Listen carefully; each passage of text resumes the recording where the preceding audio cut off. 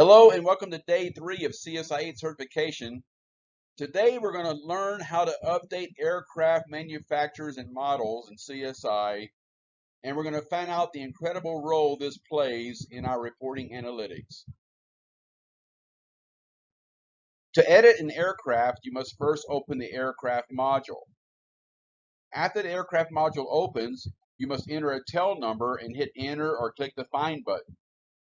I entered the tail number N360 Sierra November and hit enter, and now you're seeing all of the data that shows up for that tail number. We'll cover this data on the screen later when we discuss the aircraft snapshot. But for now, we're just trying to navigate to the aircraft edit screen, and I've highlighted in red the edit aircraft information button. That's the button you click to open up the edit aircraft screen for this tail number. After clicking the Edit Aircraft Information button on the previous screen, the Edit Aircraft screen shows, and now we're looking at all the data that drives all the reports from the foundation of the aircraft information.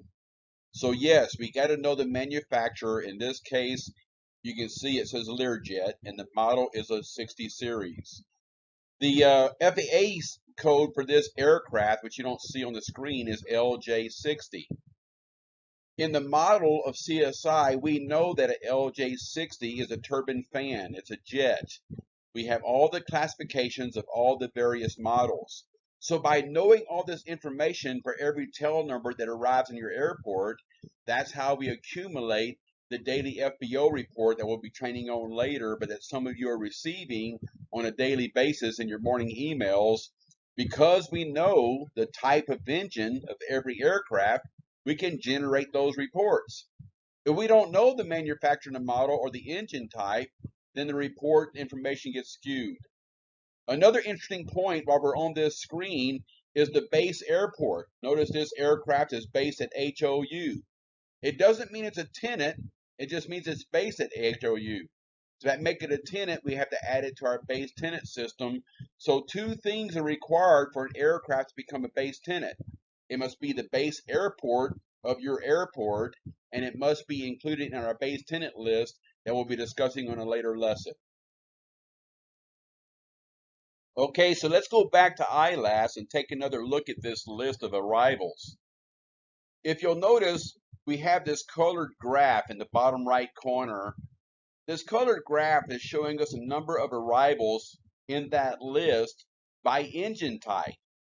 Yeah, so all these tail numbers in that list, we know the manufacturer and the model, and since we know the model, we know the engine type. So by having that information, we can actually click on each one of those colored squares, the green, the blue, the yellow, and the red, and when you click on that column, you're going to see that the list of arrivals will toggle, showing just the green, or if you click it again, it shows all the flights. And so go ahead and toggle those colored columns and watch the list filter by the engine type. Okay, let's take a look at one of the reports in CSI. Click on the reports in the menu bar and then click on CSI Key Element Statistics.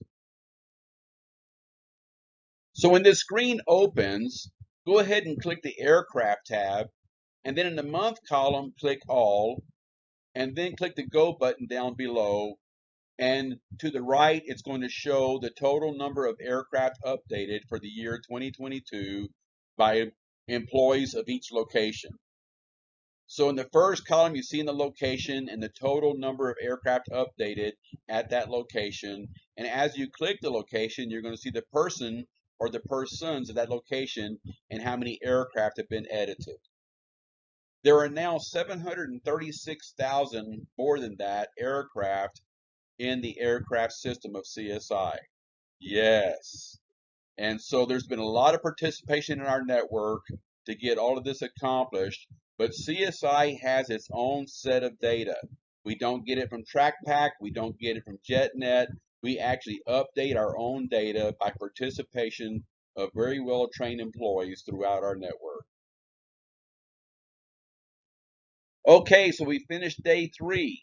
So first we learned we need to establish a CSI champion. who will be responsible for managing these processes and getting them implemented and training the employees that they're going to be using them. This includes updating block flights that come to our ramp, and it includes updating aircraft manufacturing models that are wrong or that are not provided in CSI. As we continue, we're going to be implementing 8 processes, 8 key processes, and you're going to find that each one of these processes will add a few more events, a few more 10-second to 15-second events in the day. At the end of the day, places like White Plains and Houston that just have hundreds of aircraft landing every day, it adds up to about 50 10-second events in a day. So let's continue in our training and know that this is not something that requires more manpower. It's something that reduces your manpower because you don't have to ask questions. Once these 10-second events are done throughout the day, all the reporting is done by CSI.